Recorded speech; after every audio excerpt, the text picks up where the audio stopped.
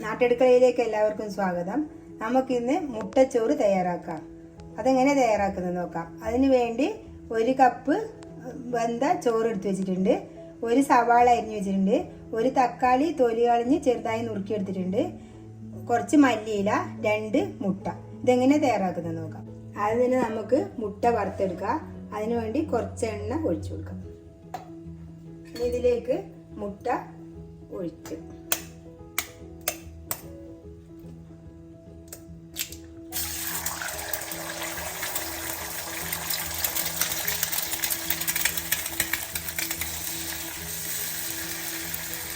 ഇതൊന്ന് വറുത്തെടുക്കും.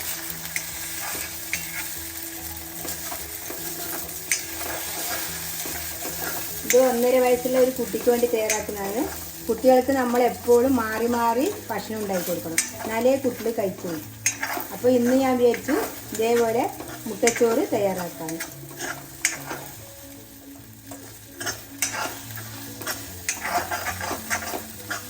ഇതിലേക്ക് കുറച്ച് കുരുമുളക് പൊടി ചേർത്ത് കൊടുക്കാം, കുറച്ച് ഉപ്പ് ചേർത്ത് കൊടുക്കാം.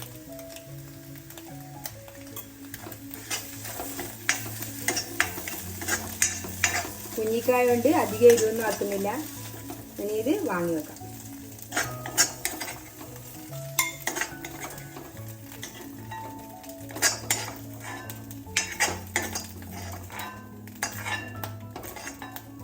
ഇനി ഇതേ ചീനച്ചട്ടിയിൽ തന്നെ കുറച്ച് എണ്ണ ഒഴിച്ചു കൊടുക്കാം.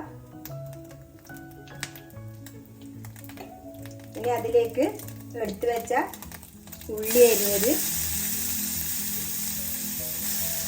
തക്കാളി ഇട്ട് കൊടുക്കാം.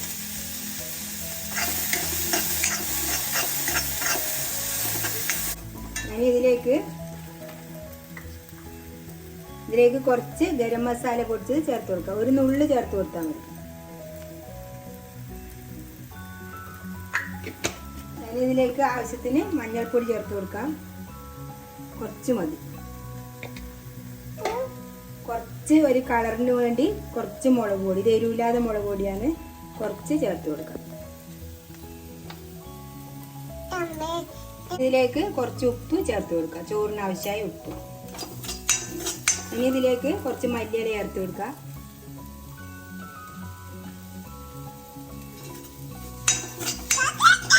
ഇത് കുട്ടികൾക്കെല്ലാം സ്കൂളിൽ പോകുമ്പോൾ ലഞ്ച് ബോക്സിലായി കൊടുക്കാനെല്ലാം പറ്റിയ ഒരു ഭക്ഷണമാണ്. എളുപ്പത്തിലാക്കാനും പറ്റും.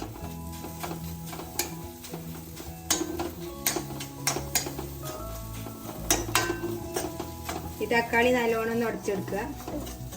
അതായത് നമുക്ക് ഈ ചോറ് ഇതിലേക്ക് ഇട്ട് കൊടുക്കാം. ഏത് ചോറായാലും പ്രശ്നമില്ല. ഇനി ഇത് നന്നായി ഇളക്കി കൊടുക്കുക. ഇതിലേക്ക് നമ്മൾ ഫ്രൈ ചെയ്ത് വെച്ച മുട്ട ചേർത്ത് കൊടുക്കുക.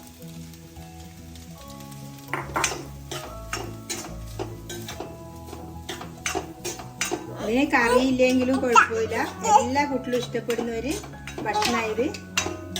ഇത് കുറച്ച് നല്ല രീതിയിലൊന്ന് ഇളക്കി കൊടുക്കുക.